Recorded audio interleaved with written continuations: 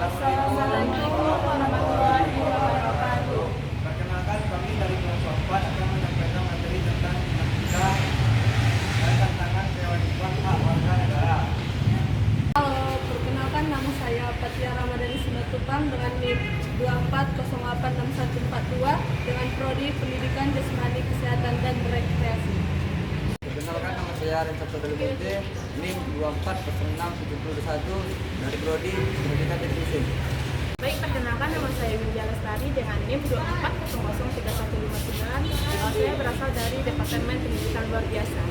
Halo, perkenalkan, nama saya Alfian Denon dengan NIM 24059209 dari Prodi Manajemen FK.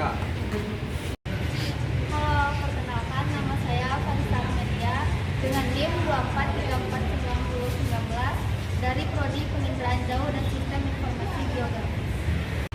Perkenalkan, nama saya Ditya Rizwaga, admin saya 24059208, Prodi saya Manajemen. Assalamualaikum warahmatullahi wabarakatuh. Perkenalkan, nama saya Putri Salsabila, NIM 24086085 dari Prodi Pendidikan Jasmani Kesehatan dan Rekreasi. Baik, saya akan membacakan materi dinamika dan tantangan harmoni kewajiban dan hak negara dan warga negara. Yang pertama, dinamika kewajiban dan hak. Keterlibatan aktif warga negara berpartisipasi dalam proses demokrasi, yaitu warga negara memiliki hak untuk memilih dan dipilih serta berpartisipasi dalam pembuatan kebijakan. Keterlibatan ini memperkuat demokrasi dan mendorong akuntabilitas negara. Kesadaran dan edukasi. Kesadaran akan hak-hak dan kewajiban hukum warga negara yang membantu menciptakan masyarakat yang aktif dan kritis terhadap pemerintah. Nah, nomor 2, perlindungan hak asasi manusia. Kewajiban negara.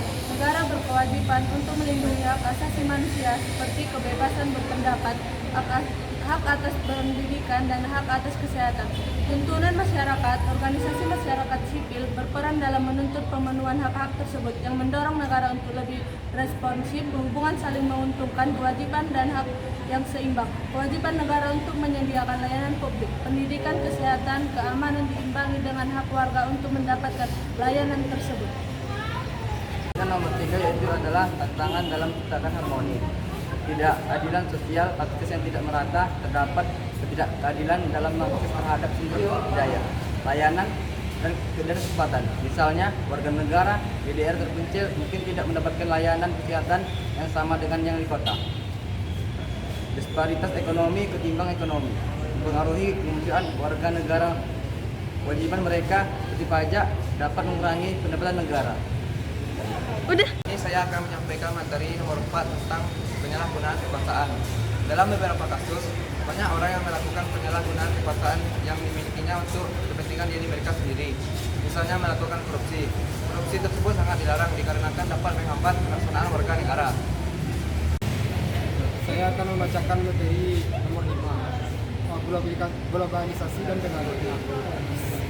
Pertama, interaksi global. Isu global seperti imigrasi dan perubahan iklim menunjukkan kerjasama internasional. Namun seringkali negara merasa kewajiban mereka bertentangan dengan hak-hak warga. Dampak ekonomi global, ketidakpastian ekonomi global dapat mempengaruhi kesejahteraan warga dan kemampuan negara untuk memenuhi kewajiban. Materi selanjutnya yaitu perubahan teknologi. Perubahan teknologi itu yaitu privasi dan keamanan kemajuan teknologi, yaitu seperti pengawasan digital yang dimana menimbulkan pertanyaan tentang keseimbangan antara keamanan dan privasi warga negara.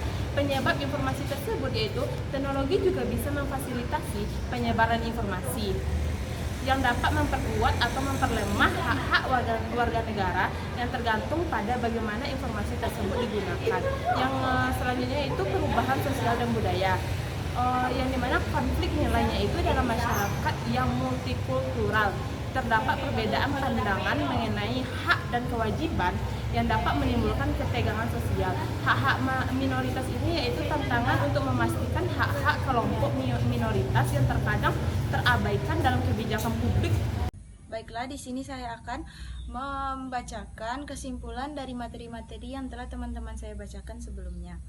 Kesimpulannya yaitu harmoni antara kewajiban dan hak negara serta warga negara merupakan proses yang dinamis dan kompleks. Untuk menciptakan keseimbangan yang adil, dibutuhkan komitmen dari kedua pihak negara untuk menegakkan hak dan memenuhi kewajiban, serta warga negara untuk berpartisipasi aktif dalam proses demokrasi. Dialog yang terbuka dan konstruktif, serta penegakan hukum yang adil menjadi kunci untuk menggapai harmoni ini dalam masyarakat yang beragam dan berkembang. Baiklah, sekian dari saya. Assalamualaikum warahmatullahi wabarakatuh.